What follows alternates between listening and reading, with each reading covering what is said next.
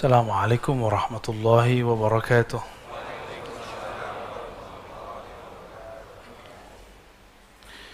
Alhamdulillahilladzi bini'matihi tatimmus shalihat.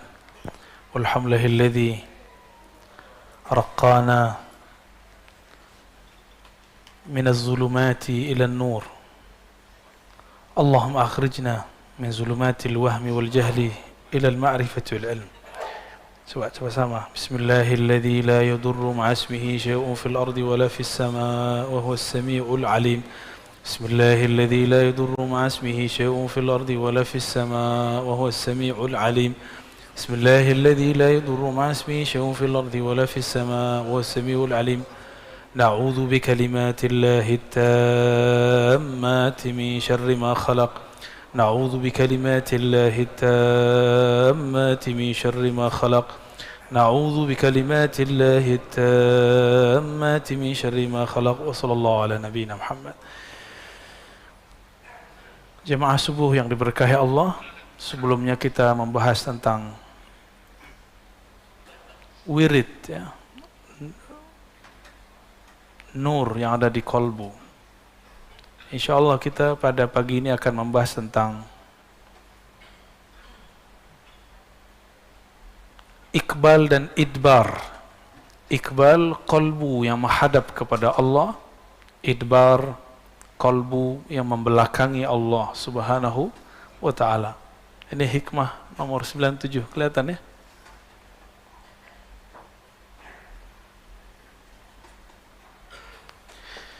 Sebelumnya mari kita baca Al-Fatihah. Semoga Allah membuka pikiran hati kita semua dan memberkahi pengarang kitab ini dan membuat cinta kita kepada Rasulullah bertambah. Semoga dengan demikian juga Allah mengampuni semua dosa-dosa kita, menutupi semua aib kita. Amin ya rabbal alamin. Al-Fatihah.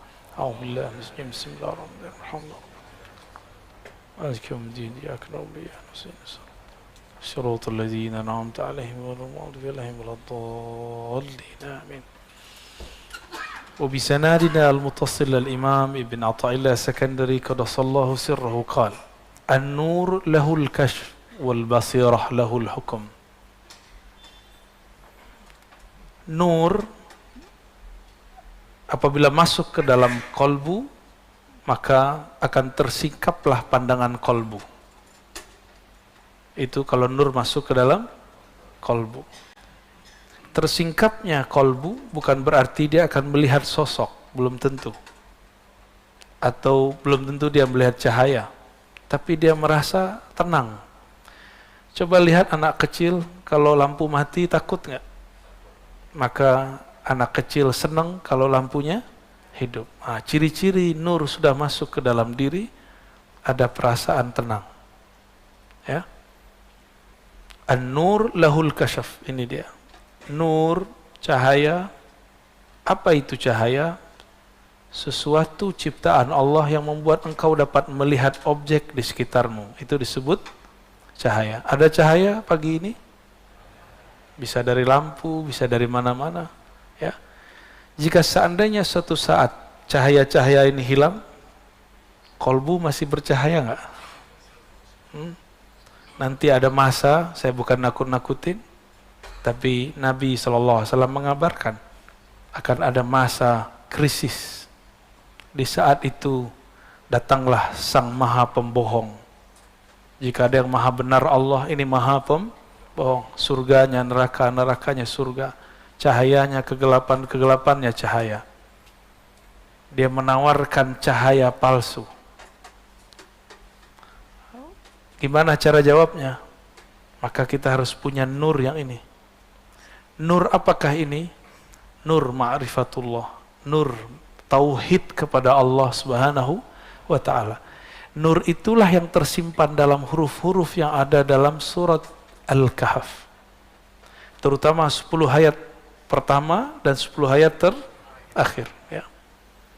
Beberapa waktu lalu saya menyampaikan, karena perintah guru, menyampaikan kalau kamu mimpi ini sampaikan bahwa saya mimpi sosok sang pembohong itu, bahwa dia sudah tidak dirantai. Sebelum itu saya mendengar seorang yang soleh juga mengatakan, ini ada riwayat, ada kabar dari Al-Habib Omar, guru dari guru-guru kita semua, Habib dari Habib-Habib kita semua. Tapi ternyata sampai hari ini kita belum mendengar bahwa beliau bermimpi seperti itu. Maka saya pun kemudian merevisi dan mencabut syawahid itu, tambahan itu. Tapi mimpi saya tidak cabut. Itu mimpi saya. Ya, yang percaya silakan, yang nggak percaya nggak apa-apa. Ini kan cuma mubasyarat. Intinya bukan di situ. Intinya adalah pesan Rasulullah bahwa setiap nabi mengingatkan umatnya mengenai kedatangan si pembohong. Itu intinya. Jadi jangan gagal fokus. Ya. Ya.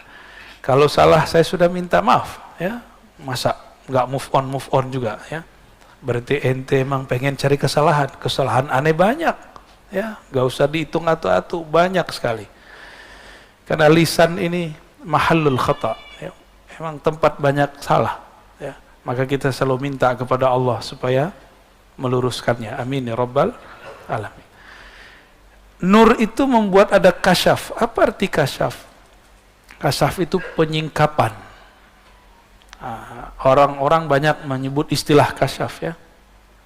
Kasyaf ini terbagi, pertama kasyaf ilahi.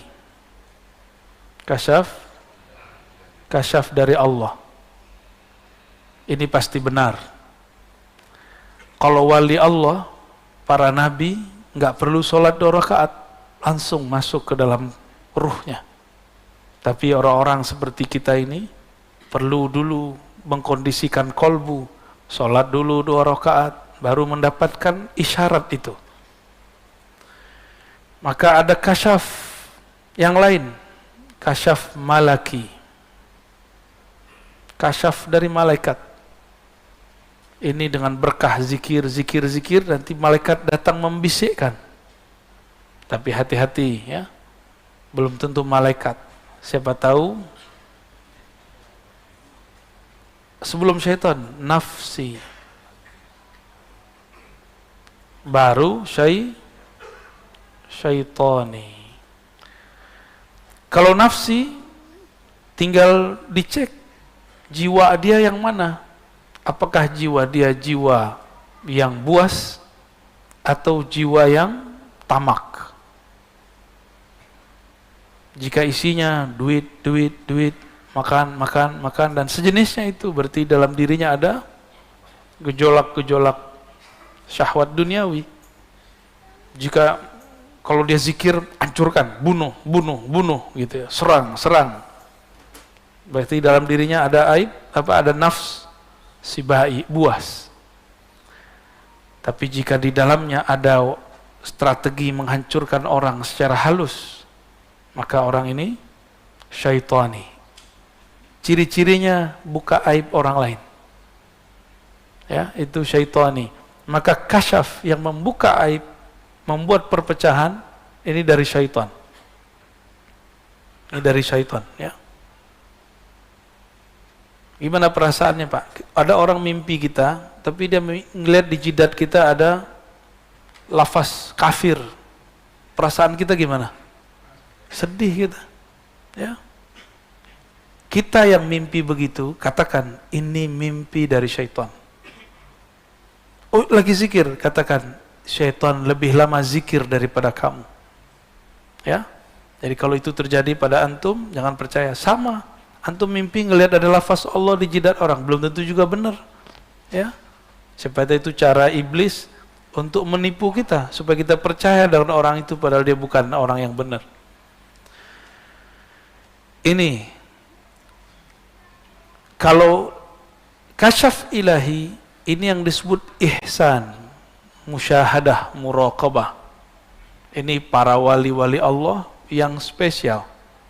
Sedangkan malaki, ini wali-wali Allah biasa. Jadi wali Allah juga ada tingkatannya, sebagaimana malaikat juga ada tingkatannya.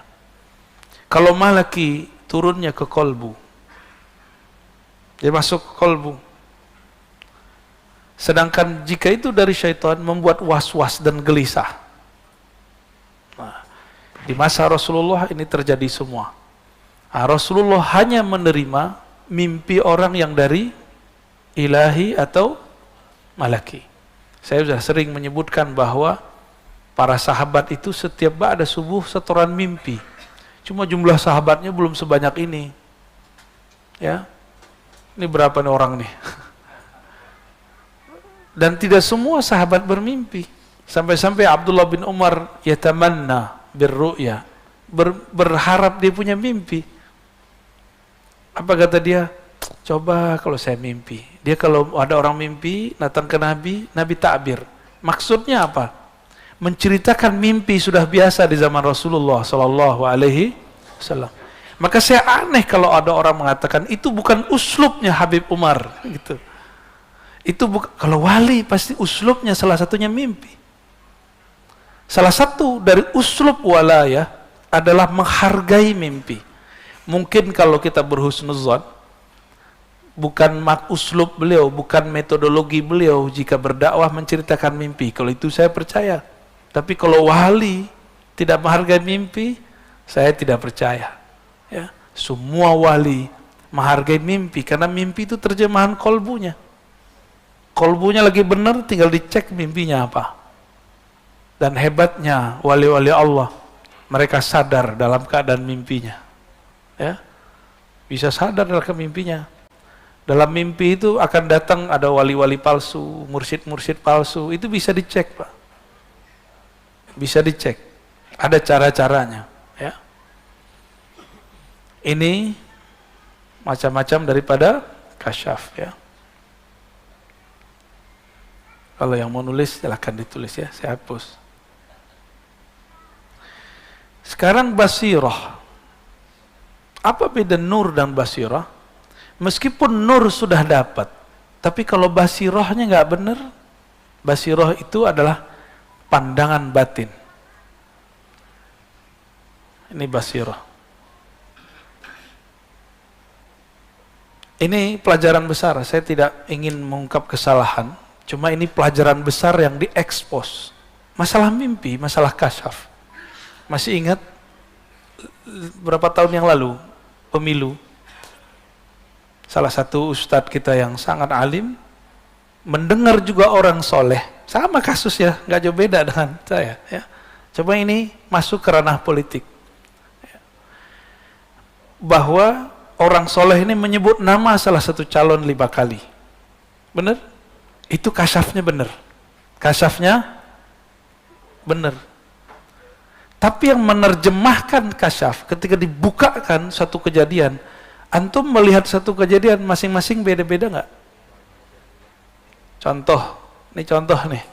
Saya kan ditanya orang mengenai video Gus Yakut tuh. Masalah azan. Kalau orang Bintaro mah udah biasa, ya nggak? Bener nggak? Ini Puri Bintaro nggak ada, Pak, suara mic keluar.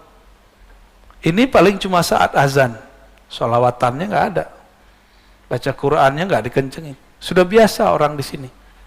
Tapi masyarakat kita kan masyarakat orang yang rame. Suka rame-rame. Bener gak ya? Senang dengerin sholawatan. Itu kaget dengan kata-kata begitu. Nggak siap. Bapak sudah pernah umroh pasti, haji. Di Saudi itu speaker diatur. Di Malaysia diatur. Tapi orangnya mau diatur. Orang Indonesia kan nggak siap digituin. Kita ini hidup santai masa depan, cerah. Ketemulah satu clue yang kira-kira membuat kita emosi. Kalimat misalnya menggonggong. Nah, ini digoreng terus. Dulu waktu Pak Yusuf Kala berbicara hal yang sama, tidak ada yang mengomentari seperti itu. Kenapa? Ada basiroh yang berbeda. Cara pandang yang kan sudut-sudutnya lain-lain. Antum yang biasa keluar negeri itu biasa dengan begitu. Tapi kalau mainnya dalam negeri ya begitulah. Tapi emang diksinya nggak tahu kok diksinya keluar kata menggonggongnya, itu aja masalahnya ya. Semoga beliau juga merevisi itu. Ya. Kalau beliau kan orang panglima katanya di Banser kan. Biasanya orang-orang panglima itu mau sportif. Insya, ya. Nah, ini basirah, cara mandang berlain. Ketika dikabarkan mengenai nama calon 5 kali, saya langsung hati saya nolak. Ini nggak benar. Ini nggak benar. Saya nyoblos dia, tapi saya tidak yakin dia yang kepilih. Jadi saya nyoblos orang yang saya yakini nggak pilih, Pak. Aneh kan? Basirah yang ngomong. Tapi kok saya coblos dia juga? Saya juga heran. Ya. Tapi batin ngomong, ini nggak benar. Bukan sekarang. Apakah nanti? Wallahu a'lam. Jadi kasyafnya benar, tapi basirah dalam memahami. Jadi basirah ini boleh kita artikan penerjemah daripada apa yang dilihat. Ini pelajaran semua bagi kita. Dan ini juga terjadi di zaman Rasulullah SAW. Nabi diturunkan ayat bahwa Makkah akan ditaklukkan. Nabi kira itu tahun ayat itu turun. Tahun berapa ayat itu turun? Tahun ke-6. Maka Nabi datang ke Hudaybiyah. Coba lihat ya, antum akan faham kenapa dalam bab politik selalu semuanya amburadul. Di zaman Rasulullah pun hampir begitu. Hudaybiyah ini satu bukit, ada lembahnya juga, sekitar 10 sampai 15 kilo lagi ke kota Makkah, ya. Kota Makkah. Berarti dekat ya. 10 kilo berarti dari sini kemana? Ke Tanah Abang. Nggak nyampe, kejauhan. Pondok Indah. Oke, dekat ya. Sini ke Pondok Indah. Ya, kita tinggal jogging nyampe setengah jam. Berarti kalau mereka teruskan perjalanan, akan terjadi pertumpahan darah setengah jam lagi. Jumlah umat Islam lebih banyak daripada kafir Quraisy yang sudah tua-tua. Jadi itu yang menolak umat, yang menolak Nabi Muhammad, wong tua. Orang tua yang gak mau berubah, meninggalkan agama lamanya, yaitu menyembah Lata, Uzza dan sejenisnya. Tahun keberapa itu? Ayatnya turun tahun ke-6. Nabi kira itu tahun tersebut, tapi ternyata di ayatnya ada kalimat insya Allah. Ini level Nabi loh. Level Nabi, wahyunya masih dikunci dengan lafaz insya Allah. Kalian akan memasuki tanah haram pada tahun mereka ini insya Allah. Tiba-tiba kafir Quraisy menghadang Rasulullah dan mengatakan, siapa yang bilang ente Muhammad Rasulullah? Ente Muhammad bin Abdullah. Kalau ente Muhammad Rasulullah, dari dulu kami izinkan engkau di sini. Terus gimana? Kita buat perjanjian, kata mereka. Ini yang buat perjanjian omnya Nabi, pamannya Nabi, senior Nabi semua. Yang anak muda cuma satu yang terkenal, ya, Muawiyah. Dan ayahnya Abu Sufyan. Dua-duanya nanti jadi mu'alaf. Tahun ke-6 berhasil? Enggak. Sahabat udah bawa semua barang-barang penting yang mau dikirim ke saudaranya. Umar sudah bawa barang banyak, mau pulang kampung nih. Ketika Umar sudah sangat ingin sekali pulang kampung, ternyata dihalangi. Nabi SAW mengalah. Apa kata Umar? Ahakun dinuna? Agama kita benar gak nih? Rasulun anta? Ente Rasul beneran apa Rasul palsu? Kira-kira kalau ngomong gitu gimana? Saya nih mimpin antum pergerakan, jadi imam, misal. Terus tiba-tiba kita ngalah dengan suatu kondisi. Ada yang berdiri, ente imam beneran gak? PA ente gitu. Kata Pak Mirwan, mana ada imam begini, jumlah kita banyak, benar harus menang, tidak ada orang benar itu mengalah. Kira-kira begitu kalau dibahasakan. Pecah itu. Kelompok sahabat kemudian goyang. Tiba-tiba Rasulullah diam aja ya, Rasulullah diam aja. Karena wahyu tidak ada isyarat baru. turunlah Abu Bakar As-Siddiq karena Abu Bakar dapat ilham ilahi. Kalau Nabi disuruh dia melihat kejadian, melihat mana yang bisa berhasil, mana yang tidak berhasil, mana yang diuji, mana yang tidak diuji. Jadi sahabat aja diuji, masa ente nggak diuji? Ya, nggak ada orang nggak diuji. Sampai mati kita bakal diuji. Hidup ini ujian semua. Pilihannya ujian, kita lolos atau kita diuji kita nggak lolos. Abu Bakar menegur, hei Umar, bukankah engkau membaca ayat ini? Di dalamnya ada lafaz insya. Umar mengatakan, seakan-akan aku belum pernah mendengarnya. Berarti ini ada dua manhaj. Umar sebelum diingatkan Abu Bakar memahami orang benar harus menang. Begitu gak? Tapi ternyata orang benar mesti menang tidak langsung saat itu juga, bisa diundur kemenangannya. Ini yang benar. Ya. Jadi kita nggak boleh berjihad itu pakai nafsu, pakai emosi. Berjihad harus dengan ruh. Ruh itu tidak ada emosi di dalamnya, yang ada cuma semangat. Semangat yang bukan membabi buta. Nah ini terjadi. Abu Bakar waktu itu punya basirah. Rasulullah punya basirah. Basirah Rasulullah apa? Ngalah. Basirah Rasulullah mengalah. Basirah Abu Bakar meluruskan Umar. Berat gak tuh? Itu salah satu masa terberat Rasulullah Sallallahu Alaihi Wasallam. Jadi ini selevel Nabi, ring satunya pecah. Dan antum kalau umur panjang, saya umur panjang. Nanti kalau kita ditakdirkan berjuang bersama imam akhir zaman, seandainya kan, wallahu a'lam, nanti antum akan menyaksikan ring satunya berdebat seperti ini. Kalau mereka tidak ahlul kasyaf, dan yang kedua tidak ahlul basirah, bagaimana cara lahul hukmu, bagaimana nanti akan memutuskan kasyafnya? Umar ahli kasyaf, Abu Bakar ahli kasyaf. Di antara mereka mana yang paling kuat basirahnya? Basirah Abu Bakar. Jadi tidak semua ahli kasyaf itu benar cara terjemahannya. Ini kita ingatkan jauh-jauh hari. Karena nanti politik ke depan mungkin nanti akan melibatkan orang-orang itu lagi. Melibatkan ahli-ahli kasyaf. Siapa tahu nanti ahli kasyafnya nambah, ya kan? Bikin rumit nanti masalahnya.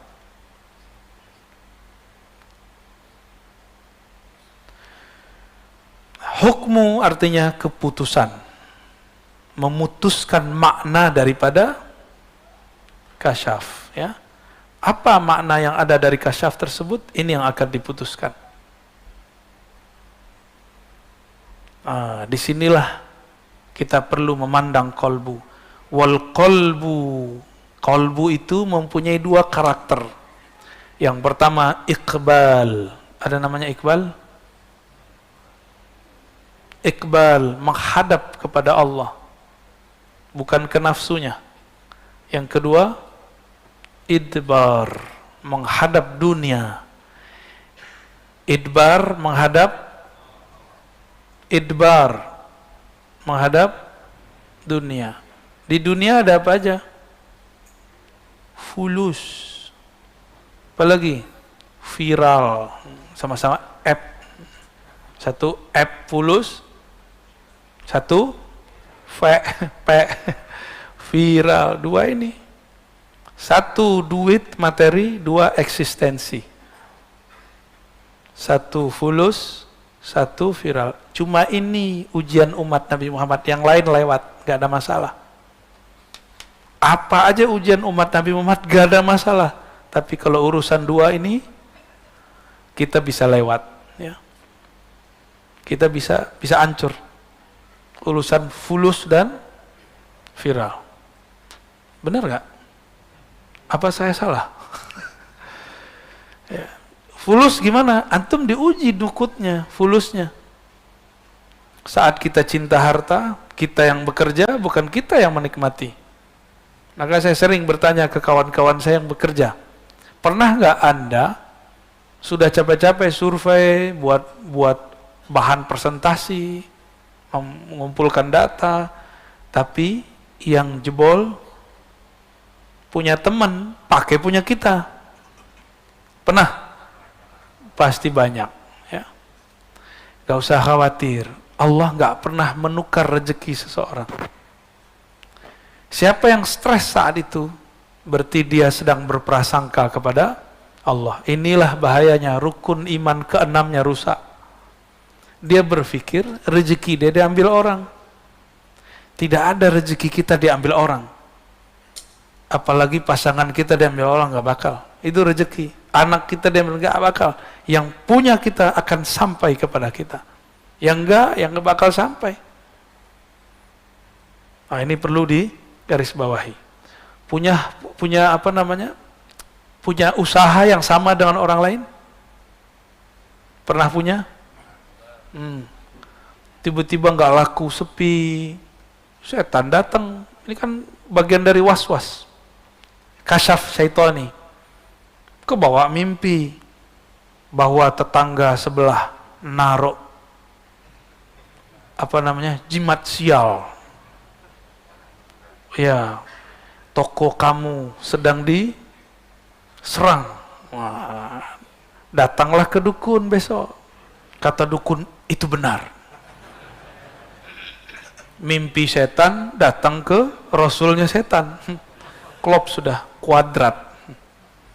Kesetananlah orang ini. Ini kesurupan orang sadar. Lebih bahaya daripada orang kesurupan beneran. Ada orang kesurupan, paling-paling suaranya berubah, ya gak? Ya, tegang-tegang dikit, ya cowel, ya sadar insya Allah. Tapi kalau yang kayak tadi, itu kesetanan. Dia sadar, tapi dia sedang kesetanan. Dan itu lebih berbahaya. Ya. Nah ini teman-teman. Ini yang merusak kita nih, fulus sama viral. Materi dan immateri. Cinta harta dan cinta eksistensi. Dua ini yang merusak kita semua. Semoga Allah selamatkan kita dari semua fitnah-fitnah ini ya. Apapun turunan-turunannya. Ya. Iqbal, kalau Iqbal, dia tidak menghadap fulus. Dia menghadap kepada Allah. Nah, kolbunya menghadap kepada Allah. Kolbu inilah yang disebut kolbun zahidun. Kolbu yang zuhud. Kolbu zuhud itu bukan berarti ditawarin durian gak makan, tapi hatinya pengen, ya Allah, durian ini kayak enak nih. Lagi, maaf bang, lagi puasa gitu. Tapi hatinya bukan ini, mulutnya yang ngiler, hatinya yang ngiler. Sering nggak begitu? Antum kalau gitu batalin aja puasanya. Itu sudah berbuka namanya, tapi batinnya.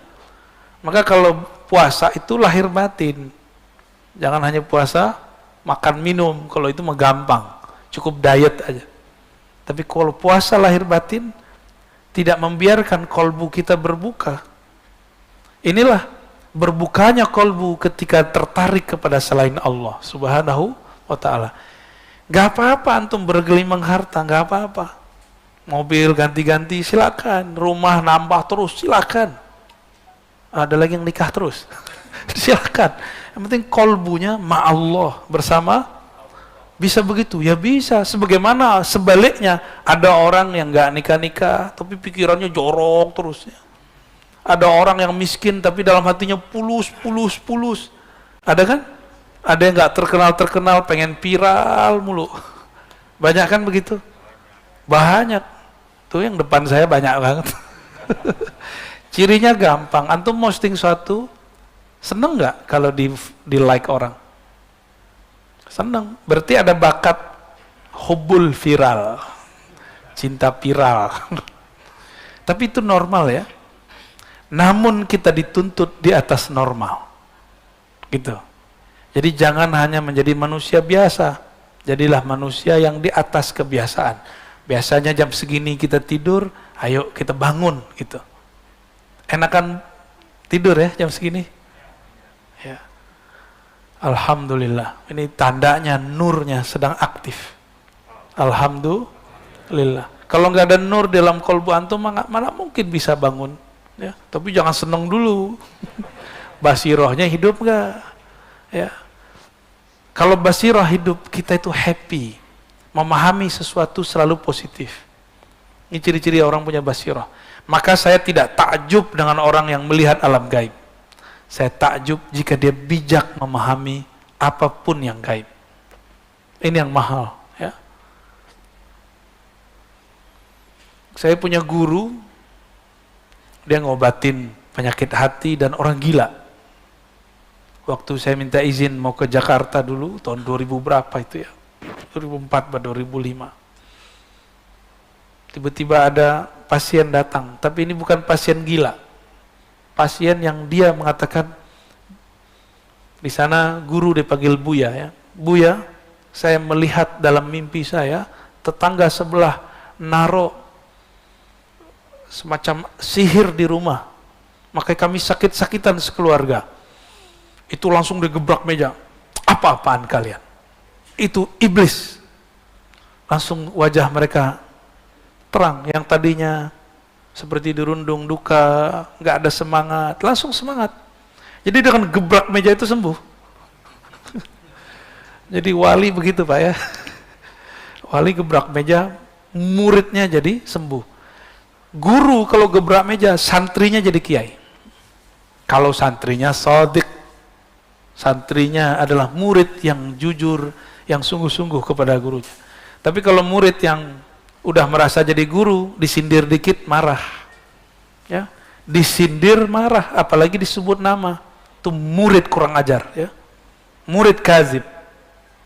Murid itu kalau diomongin oleh gurunya, dia nggak tersinggung, justru dia datang ke gurunya, mencium tangan gurunya dan minta maaf. Wahai Tuan Guru, kalau aku salah, bimbing aku, jangan dibiarkan aku jauh. Tapi antum akan menyaksikan nanti, bahkan mulai sekarang mungkin akan terjadi. Murid-murid disindir dikit, tersinggung. Masa tersinggung sama guru? Siapa kita tersinggung sama guru? Justru kalau guru sindir kita, itu anugerah dari Allah Subhanahu wa ta'ala. Saya dari muda saya, udah biasa digampar-gampar sama guru, udah biasa.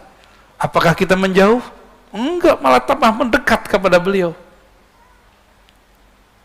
Kita dulu salah nulis, dibilang jahil ente. Kita datang, ya Sayyidi, ana jahil. Betul saya jahil. Tolong bimbingan engkau. Oh tenang, saya bimbing. Jadi orang bisa baca kitab yang tidak ada barisnya, khusus untuk antum ada yang kasih baris. Ya. Ini dua versi, ada yang tanpa baris, ada yang pakai barisnya. Jadi bisa baca kitab Pak. Guru kalau marah itu berkah. Ghadabu syekh barakatul lil muridin. Ya. Marahnya guru, sindirannya guru itu berkah bagi murid.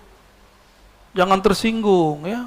Kan dari kapan hari aneh sindir mulu politik antum kan? Aneh kan juga lagi menghantam diri sendiri karena ya begitulah. Itu cara kita. Tapi tidak sedikit yang tersinggung, baper ya. Maka yang enggak ya sudah. Yang mau dibimbing, ayo kita lanjut.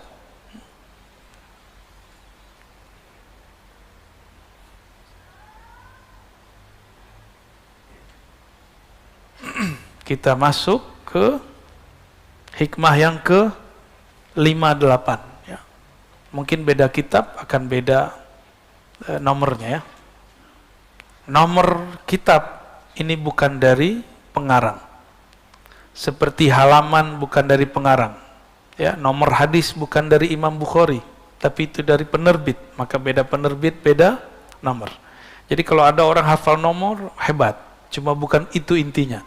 Inti dari ngaji ini ya mengerti isinya, bukan mengerti nomornya. Bismillahirrahmanirrahim. La tufrihka at-ta'ah. Janganlah membuat senang engkau ketaatan. Maksudnya jangan kamu GR kalau taat. Bisa memberi orang, jangan senang dulu. Ya. Pernah nitip sedekah nggak ke ustadz? Jangan senang dulu, itu beban buat ustadz.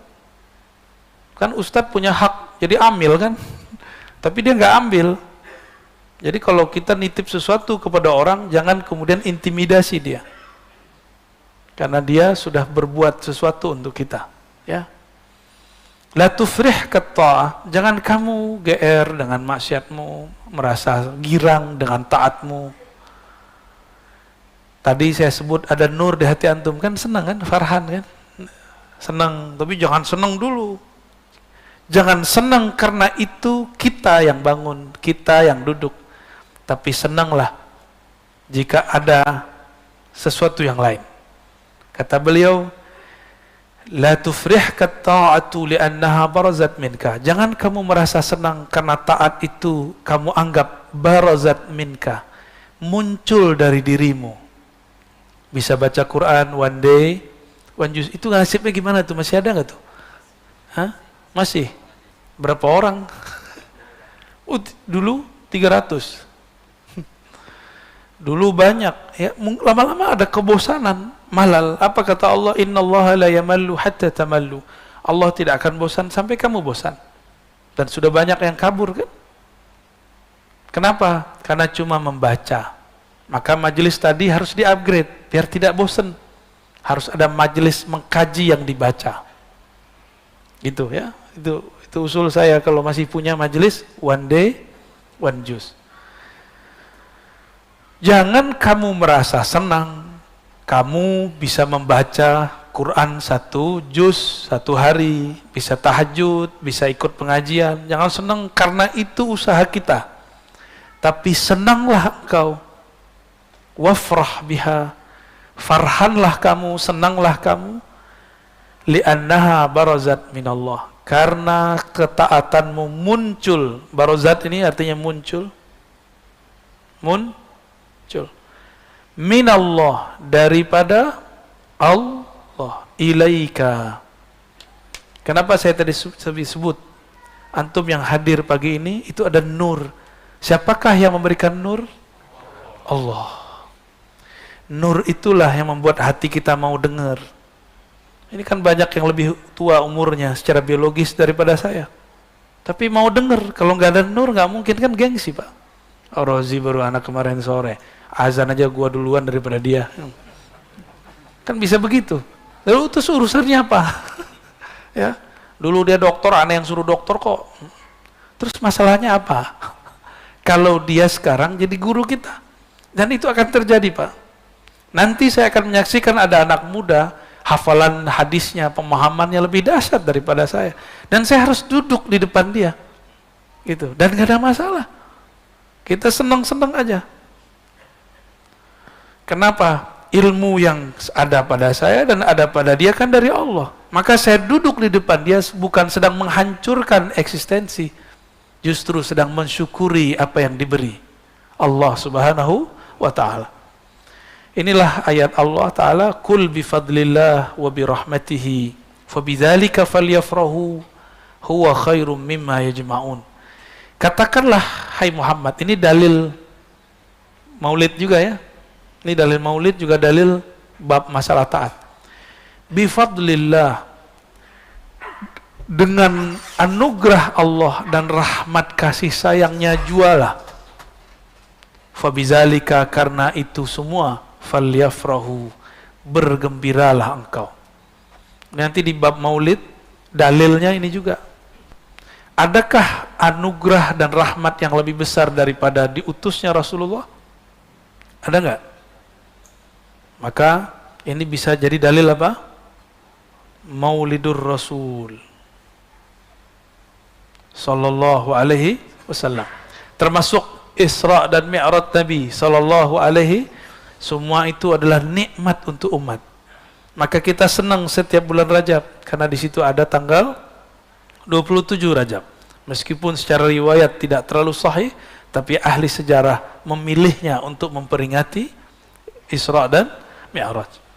Falyafrahu, ya, maka bergembiralah. Kenapa? Karena itu anugerah dari Allah Subhanahu wa ta'ala. Jadi kita senang sholat subuh bukan karena kita bangun, tapi karena kita dibangunkan Allah. Beda tipis ya. Kita senang tahajud Karena bukan tahajud kita, tapi karena Allah membangunkan.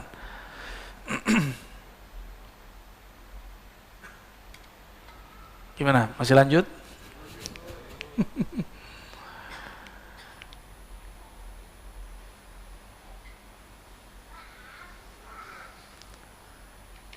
Hikam yang ke-59. Bismillahirrahmanirrahim. Qala qata'as sa'irun lahu wal wasiluna ilaihi an ru'yati a'malihim wa syuhudi ahwalihim. Ini langsung saya kasih clue-nya ya. Ada dua jenis hamba, ada dua jenis murid, dua jenis hamba yang datang kepada Allah. Pertama, sa'ir. Sa'ir ini bahasa Arabnya, bahasa lainnya murid. Apa arti murid?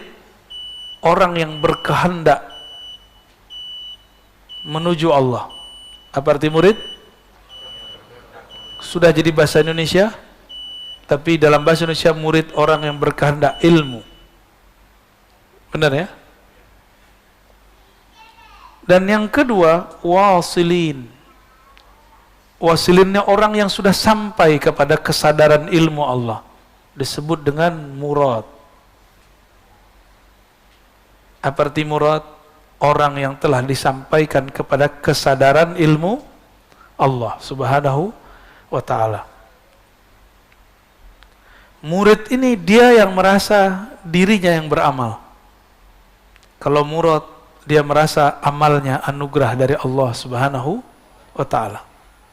Maka lafaznya qata'as sa'irin lahu wal wasilin, atau qat'us sa'irina wal wasilin ya, an ru'yati a'malihim.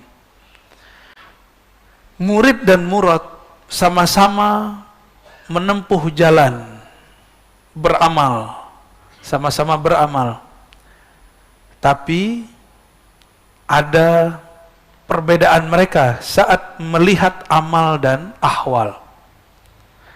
Dia beramal, dia merasa ini amal dia yang berbuat atau apa, ini yang berbeda. Amma sairun, adapun murid-murid, karena mereka lam yatahaqqaqu, belum menerapkan as-sidqa ma'allah, kesungguhan hakiki bersama Allah, maka mereka merasa merekalah yang berilmu, merekalah yang beramal, merekalah yang zikir. Nanti ngomong, saya sudah zikir kok masih kena COVID, saya sudah doa, saya sudah sedekah haji umroh, kok masih kena ujian seperti ini. Itu orang-orang begini kegeeran ya. Dia ngerasa dia yang beramal. Emang kalau tidak beramal berhak dapat bala? Tega banget ente ya. Jadi orang kalau nggak sholat, nggak sedekah, dia pantas dapat musibah. Emang begitu? Itu kan terlalu tega. Inilah yang diistighfarkan oleh Imam Sari Sakti yang saya ceritakan juga di sini ketika Ar-Risalah Al-Qusyairiyah. Beliau punya toko di pasar karena beliau ini wali Allah. Di tokonya ada malaikat-malaikat penjaga. Jadi apa aja aset dia dijaga Allah. Bukan hanya murid yang dijaga Allah, tapi aset dia dijaga oleh Allah. Ini Imam Sari Sakti. Imam Sari As-Sakti dikabarkan oleh muridnya. Dulu kan belum ada berita ya, belum ada YouTube, belum ada TV. Ya, belum, jadi ada kalau ada apa namanya ini kebakaran segala macam itu gak ada yang ngabarin kecuali manual. Datanglah muridnya terburu-buru mengatakan, wahai tuan, syekh, semua toko terbakar kecuali toko ente. Kata dia, alhamdulillah, emang gua wali. Dalam hatinya. Itu perasaan bener gak tuh? Tapi secara zahir bener ya, kita semua orang kena, kita enggak. Kita baca apa? Waktu zaman banjir di Jakarta, teman saya bilang, alhamdulillah semua rumah banjir kecuali rumah saya di komplek. Tega bener tuh dia ngomong alhamdulillah. Tapi secara zahir kita baca alhamdulillah ya. Secara zahir nggak ada salah. Kata orang nih, orang soleh nih. Dia ketika nggak kena banjir, dia baca alhamdulillah. Tapi kalau dia punya nur kewalian dalam dirinya, pantas nggak dia bersenang hati, bersyukur di saat semua orang tersungkur? Pantas nggak dia mengatakan alhamdulillah di saat semua toko terbakar, kecuali toko dia? Kayak gitu, ya. Dikit-dikit bedanya ya, antara wali sama wali PA. Maka saya tidak percaya meskipun digimik nih pergerakan Islam, tapi isinya kebencian. Senang ketika ada orang kena musibah, senang ketika ada orang yang mendapatkan mafasid, kerusakan. Dia mengatakan, tuh laknat ente kualat karena ente habis giniin guru kita.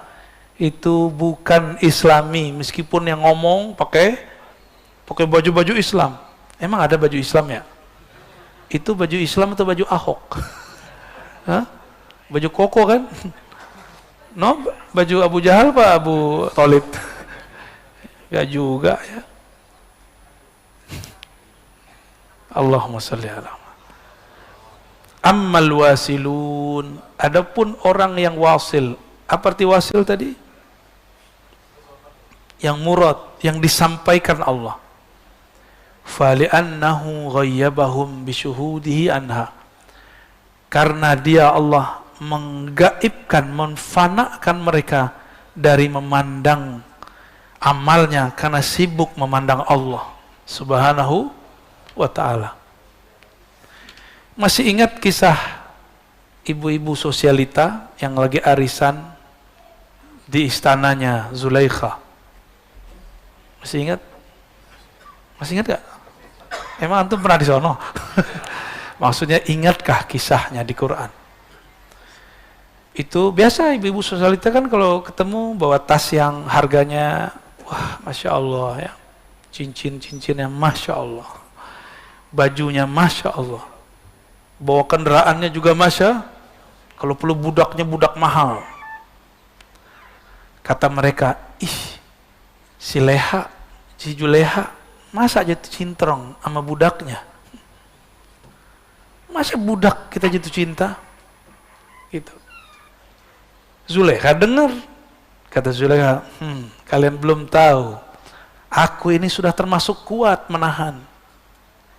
Jadi Zulekha itu sudah sangat kuat dirinya menahan syahwatnya. Ini yang orang nggak pernah bayangkan. Orang taunya Zulekha itu penuh syahwat. Enggak. Dia itu sudah kuat, udah nggak tahu lagi. Cowok aja ngeliat Nabi Yusuf kesemsem, Pak.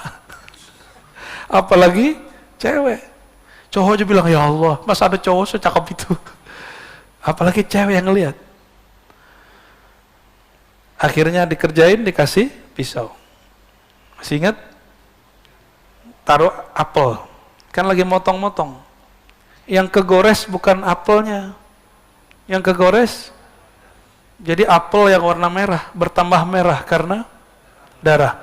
Tapi si ibu sosialita tidak menyaksikan dia menggores tangannya. Dia nggak merasakan sakit. Pada bengong semua. Kata Zulekha, Cup, ambilin air dong. Diambilin air. Maka habis itu semuanya menggila kepada Nabi Yusuf. Ini perbedaannya, ya. Karena jamalu Yusuf jamalul wajhi, jamalnya Nabi Yusuf jamal wajahnya, indah wajah secara fisik. Jadi antum yang ganteng-ganteng ini fitnah ini. Mbak-mbak yang cantik-cantik itu ujian buat kita ini. Ya. Kita mandang yang mana? Karena pandangan ini masih kepada fisik, kita jatuh cinta kepada fisik. Inilah lemahnya kita semua. Benar nggak kelemahan kita? Jadi nggak usah sok suci lah ya. Semua kita punya itu. Dan ujian kita yang terberat selain yang dua tadi, ya lawan jenis. Laki terhadap perempuan, perempuan terhadap laki-laki sama. Sama aja itu. Tapi maksud saya bukan itu. Jika ibu-ibu sosialita yang cantik, yang rapi, mereka bisa tidak merasakan sakitnya menggores tangannya.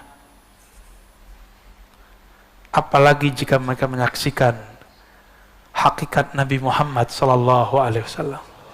Apalagi jika mereka menyaksikan keindahan Allah Subhanahu wa taala. Nggak akan terasa sakit. Covid ini udahlah jalani aja, kan Allah yang ngasih. Apa ada sesuatu yang terjadi di alam semesta di luar aturan Allah? Ada nggak? Berarti Allah yang atur nggak nih? Walaupun zahirnya mereka, ya nggak? Tahu siapa mereka? Aneh juga nggak tahu. Itu bukan urusan presiden, Pak. Itu semua negara kena. Dan ini satu-satunya virus di sejarah alam semesta yang bisa menggegerkan semua dunia. Jadi jangan main-main lagi.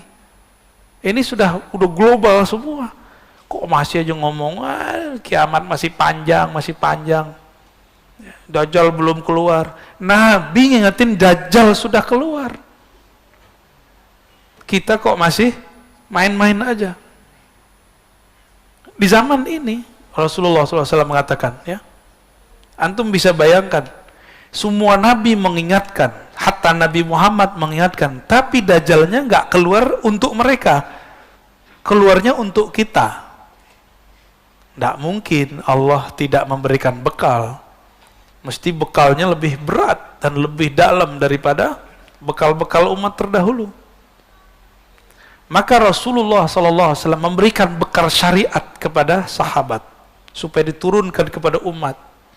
Syariat ini di dalamnya ada tauhid, di dalamnya ada fikih, supaya ini menjadi wadah penguat energi kita, namanya ihsan, ma'rifatullah subhanahu wa ta'ala.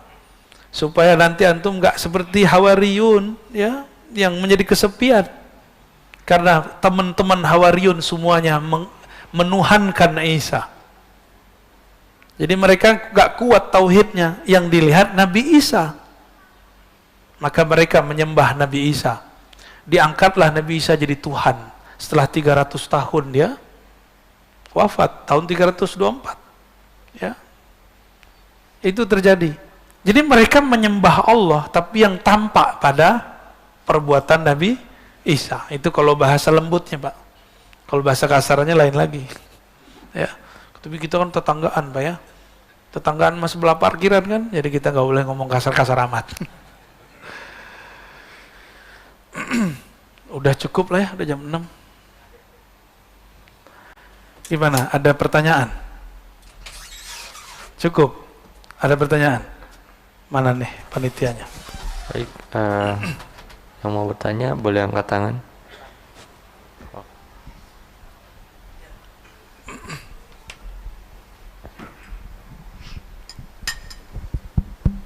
Assalamualaikum warahmatullahi wabarakatuh. Sebelumnya mohon maaf Buya, izin saya bertanya dan komentarnya mengenai kasab dan basiroh tadi. Pada satu ketika saya diperlihatkan diri saya sendiri, Buya, diperlihatkan seolah saya keluar gitu, nggak tahulah, nanti Buya bisa terjemahin. Lalu saya diperlihatkan pikiran saya, diperlihatkan kolbu saya yang semrawut banget gitu, nggak karuan. Nah, tapi itu jangka waktunya nggak begitu lama. Lalu saya tersadar dan saat itu saya ya sulit untuk menerjemahkan. Tapi yang jelas ya kekotoran diri saya sih yang saya tangkap. Kotoran pikiran saya dan kolbu saya. Demikian. Assalamualaikum warahmatullahi wabarakatuh. Assalamualaikum warahmatullahi wabarakatuh. Itu turunan dari ayat wa fi anfusikum afala tubsirun, surat Zariyat. Di dalam dirimu apakah engkau tidak memandang? Maka Allah kasihlah pandangan, visualisasi. Dan tidak semua orang kayak Bapak ini. Jadi ada orang yang imajinasi gambar, ada yang cuma warna, ada yang cuma rasa, ada yang cuma suara. Kebetulan Bapak dapat visual gambar. Nah, dalam hal ini, jadi kasyaf itu ada yang melihat, matanya pejam tapi dia melihat. Ada yang mendengar suara, itu Nabi Musa. Ada yang cuma merasa. Ada yang lengkap, melihat, merasa, mendengar. Itulah Nabi Yuna Muhammad sallallahu alaihi wasallam. Sayyidina Umar mendengar. Jadi sebenarnya dulu ada calon selain Umar, tapi dia murtad. Jadi dia juga mendengar apa yang Dagi dengar. Apa kata dia? Kalau gitu doang mah gampang jadi nabi. Jadi orang-orang yang kemampuan kasyafnya tinggi belum tentu selamat. Nih hati-hati. Orang yang bisa berselancar di alam gaib belum tentu dia selamat. Siapa tahu dia jumawa. Dia ngerasa dirinya lebih sakti. Itu kan tipuan-tipuan aja. Kita punya guru kita bilang, doain saya nak, bodain pakai air. Antum ketipu di situ, terus ngerasa sakti. Antum nanti punya guru bilang, oh kalau rukyah sama dia aja, jangan sama saya. Dia lebih keren. Guru ngomong begitu, itu ujian. Antum nanti merasa lebih sakti nggak dari guru? Oh kalau nanya begitu-gitu sama dia aja nih, baca kitabnya bagus. Dia lebih banyak baca kitab daripada saya. Itu kan ngetes aja. Ngerasa jumawa nggak? Ngerasa pinter nggak di hadapan guru? Tinggal cek aja sebulan 2 bulan masih semajelis nggak sama gurunya. Ya, ngeceknya gitu Pak. Dan itu perintah. Jadi guru kalau ngomong gitu diperintah, ilham di kolbunya. Ini murid harus dicek. Ya, linabluwakum ayyukum ahsanu amala. Dia benar nggak dia berguru kepadamu? Dia murid yang sungguh-sungguh atau murid palsu? Itu saya mengalami itu Pak. Ya. Saya mengalami itu. Dan disuruh begitu, digituin juga sama, sampai mati nanti kita digituin, ya. Gara ente nih, ente yang bikin kita rame, kita dipuji-puji karena kamu majelis kita rame. Oh, itu kan gawat itu. Kalau saya merasa, iya karena gua nih rame, terbersit saja sedikit, iya karena saya lewat. Gak lolos sudah, ya nanti jumawa, ya merasa diri sesuatu. Itulah yang membahayakan diri, yang disebut i'jabul mar'i binafsih. Salasu muhlikat, kata Nabi SAW. Ada 3 yang menghancurkan manusia, dan yang paling bahaya i'jabul mar'i binafsih. Kagumnya seorang kepada dirinya. Hati-hati ya. Kata pengurus masjid, misalnya bukan di sini, karena gue yang urus nih, ya rame. Karena gue yang urus nih, beres semua. Ada perasaan itu muncul, padahal udah mantan. Kalau bukan karena saya nih, masjid nggak jadi. Nah, udah lewat antum tuh. Ya, seharusnya udah ditulis namanya di surga, hilang namanya. Hilang namanya. Jadi surga itu seringan lidah berkata. Wallahu a'lam bis-shawab. Ya, lanjut. Assalamualaikum warahmatullahi wabarakatuh. Assalamualaikum. Izin bertanya Buya, Ya, tadi salam. Buya menyatakan bahwa ketika banjir, rumah beliau saja yang tidak banjir. Kemudian dia mengucapkan Alhamdulillah. Tadi Buya bilang, wah kurang ajar tuh asum gitu kan. Lebih senang melihat orang lain menderita. Gitu. Sebaiknya menyikapinya seperti apa gitu? Baik, bagus. Assalamualaikum warahmatullahi wabarakatuh. Kalau manusia biasa itu normal dia ngomong alhamdulillah. Ini yang ngomong kan mursyid, namanya Imam Sari Sekti. Seorang yang terkenal jadi wali dan gurunya para wali. Beliau ini punya murid namanya Imam Junaid Al-Baghdadi. Sering dengar? Masa gurunya Junaid begini? Ya. Lalu gimana caranya? Sebelum mengetahui caranya, kita lihat apa yang terjadi pada Imam Sari Sakti. Kata beliau,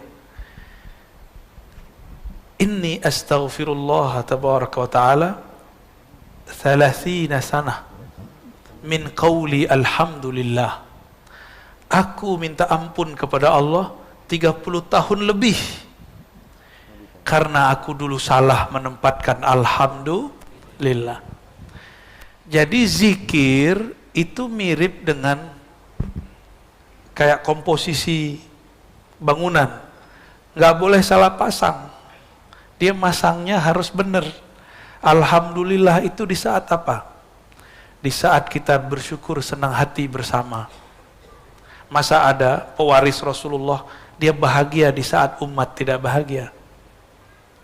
Jadi yang harusnya dilakukan, dia mengatakan inna lillahi wa inna ilaihi rajiun. Lalu dia datang ke tokonya, dibagi-bagikan semua yang bisa dibagikan. Itu seharusnya. Maka Imam Syar'i kalau ingat, dia malu, ya Allah, malu. Ini yang disebut dalam ungkapan ulama-ulama ahlu ma'rifat. Apa kata mereka? Antum pasti pernah dengar kalimat ini. Amal soleh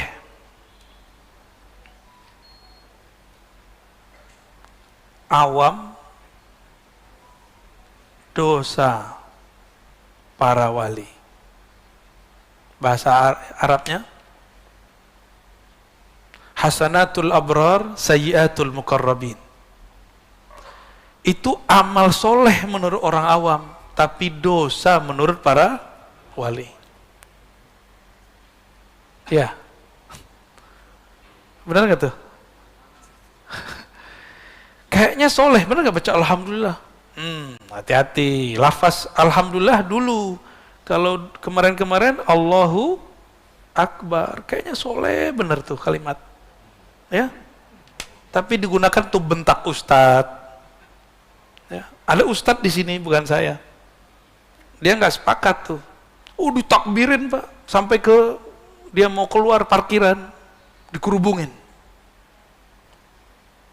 Karena beda pilihan. Dulu begitu, pakai takbir bentak orang.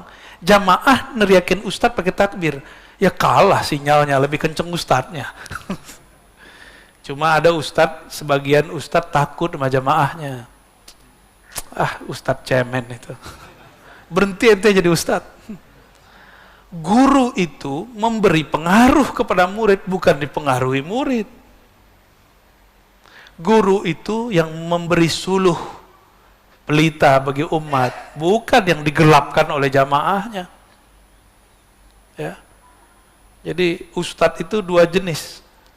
Ustadz asal jamaah senang, ustadz asal Allah ridho.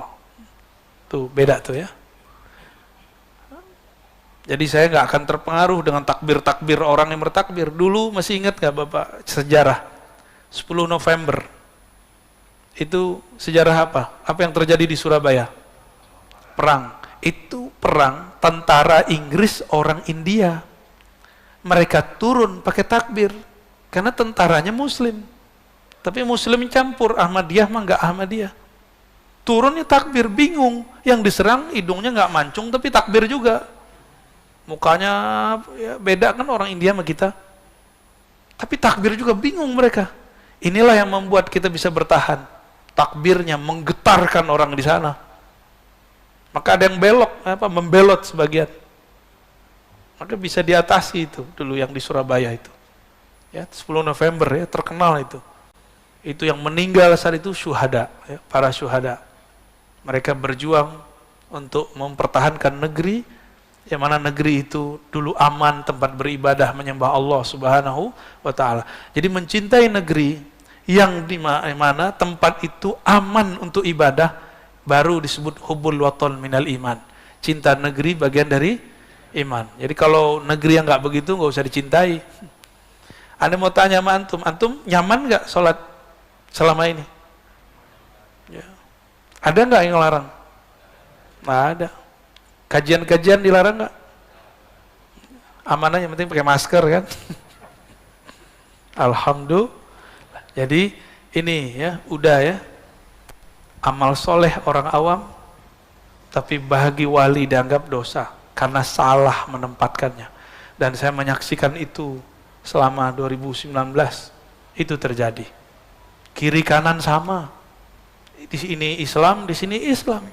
Ini partainya Islam, ini partainya Islam. Bahkan yang ini partainya nggak Islam, tapi takbirnya lebih kenceng. Kita bingung, ini mana yang noleh ke kanan, Allahu Akbar, ke kiri, sholawatan sama istighosahan. Kita bingung Pak selama itu. Ya. Ada lagi? Cukup lah ya. Buya Afan, ada pertanyaan dari YouTube Buya. Oke. Satu pertanyaan dari Siti Nisrina. Izin bertanya Buya, bagaimana cara terkoneksi dengan wali Al-Ghaus? Oh. Gak usah capek-capek cari wali Ghaus. Ya. Wali Ghaus itu adalah poros wali di alam semesta. Caranya gampang. Poros diri kita di mana? Temui poros dirimu, engkau akan menemui poros alam semesta. Allah memandang ke dalam diri. Allah juga memandang hanya kepada Al-Ghaus. Al-Ghaus di zaman Rasulullah beliau. Al-Ghaus itu artinya pemimpin kekasih-kekasih Allah. Di zaman Rasulullah hidup, beliaulah Al-Ghausnya. Ketika beliau wafat, diteruskan oleh sahabatnya, Abu Bakar, Umar, Utsman, Ali. Terlalu zuriat Rasulullah SAW. Ya. Ada yang zuriat ruhani, ada yang zuriat secara nasabi. Nasabnya zuriat Nabi. Ada yang enggak. Dia bukan zuriat Nabi, tapi rohaninya selalu memandang Allah. Al-Ghaus itu kolbunya detik per detik pandang memandang dengan Allah. Dan itu bukan saya. Ya. Kalau saya Al-Gosong. Bukan saya. Jadi Al-Ghaus, wali Allah yang Allah turunkan rahmat di kolbunya, itu artinya Ghaus. Karena Allah selalu mandang kolbunya. Selama orang ini hidup di dunia, dunia masih ada. Jadi kapan dunia kiamat kalau sudah tidak ada kekasihnya yang dia pandang memandang dengan Allah Subhanahu wa ta'ala. Inilah makna wa ma khalaqtul jinna wal insa illa liya'budun. Alam semesta, jin manusia, langit bumi itu cuma diciptakan untuk menyembahnya, memandangnya. Ihsan, engkau beribadah seakan memandangnya. Jika orang ini sudah nggak ada, tunggu waktu hancur. Jadi nggak usah khawatir, ya. Temuilah, lihatlah, pandanglah poros dirimu, maka engkau akan menemui poros alam semesta. Insya semoga Allah memberkahi kita semua. Astaghfirullahaladzim, astaghfirullahaladzim. Allahumma rahmanir rahim, ya karim, ya azim, ya alim, ya alim, ya ghaffar. Ya Allah yang maha mengetahui, yang maha khabir, yang maha mengerti semua dosa-dosa kami. Ya Allah, kami menutupi semua dosa kami dengan kesolehan-kesolehan palsu. Ampunkan dosa kepalsuan ini ya Allah. Ya Allah, di mata kami banyak dosa. Di telinga kami banyak dosa. Di lisan kami apalagi ya Allah. Sekarang di zaman ini jari-jari kami pun ikut banyak berdosa. Allahumma ya Allah, meskipun dosa kami menggunung, menjulang sampai ke langit-Mu, tapi rahmat-Mu lebih luas, bahkan seluas arasy-Mu. Maka dengan keluasan rahmat kasih sayang-Mu ya Allah, tutuplah semua aib kami. Tutuplah aib kami di hadapan-Mu ya Allah. Jangan pandang kami sebagai hamba yang bermaksiat ya Allah. Allahumma ja'al sayyiatina sayyiat man ahbabta. Ya Allah, jika kami terjebak maksiat, jangan kami dianggap orang yang durhaka ya Allah. Jika kami tersesat, jangan biarkan kami tersesat ya Allah. Tarik kami ke jalan Engkau ya Allah. Paksa kami kembali ke jalan-Mu ya Allah. Allah marzuqnal iqbal fi qulubina. Ya Allah, berikan kami iqbal, menghadap hanya kepada Engkau di dalam kalbu kami. Ya Allah, jadikan kalbu ini mentalak dunia sebanyak-banyaknya, sehingga dia tidak memandang lagi kepada dunia. Ya Allah, jika Engkau izinkan kami berjuang, berjihad di akhir zaman, takdirkan kami membersamai kekasih-Mu Al-Imam Al-Mahdi. Selamatkan kami dari fitnatul Dajjal. Selamatkan kami dari sosok yang berbohong atas nama-Mu, yang berbohong atas nama Nabi-Mu, yang datang membawa siksaan kepada kami. Ya Allah, jangan sampai kesengsaraan yang dia datangkan itu membuat kami lupa kepada Engkau. Allahumma ya Allah, ya Rahman, ya Rahim, ya Azim. Nabi-Mu mengabarkan, kami masuk surga bukan karena amal kami, tapi karena kasih sayang Engkau kepada kami. Maka dengan kasih sayang-Mu itu ya Allah, siapapun yang hadir pagi ini ya Allah, pandanglah kami dengan kasih sayang-Mu. Pandanglah kami dengan pandangan ridha-Mu. Izinkan kami mencium bau surga-Mu. Izinkan kami memandang-Mu, memandang Rasul-Mu di sorga Firdaus yang sangat kami rindu. Ajirna minan nar ya Allah. Ajirna minan nar ya Allah. Ajirna minan nar ya Allah. Bebaskan kami ini ya Allah dari siksa-Mu, dari kemurkaan-Mu, dari neraka-Mu. Allahumma ya Allah, jika Engkau ingin menyiksa kami, kami pantas disiksa. Kami banyak dosa dan pantas Engkau buang. Tapi ya Allah, jika Engkau merahmati kami, Engkau lebih pantas merahmati kami. Rahmat-Mu lebih luas dari kemurkaan-Mu. Farhamna jami'an. Maka rahmati kami yang hadir, yang mendengar, yang tasdik, yang ingin datang kepadamu. Ampunkan masa lalu kami. Tutupilah semua keburukan kami. Jemputlah kami ke jalan-Mu. Rabbana atina fid dunya hasanah wa fil akhirati hasanah wa qina adzabannar wa khtim lana bi husnil khatimah ya Allah biha ya Allah biha ya Allah bi husnil khatimah wa sallallahu ala sayyidina Muhammad walhamdulillahi rabbil alamin subhanakallahumma wa bihamdika asyhadu an la ilaha illa anta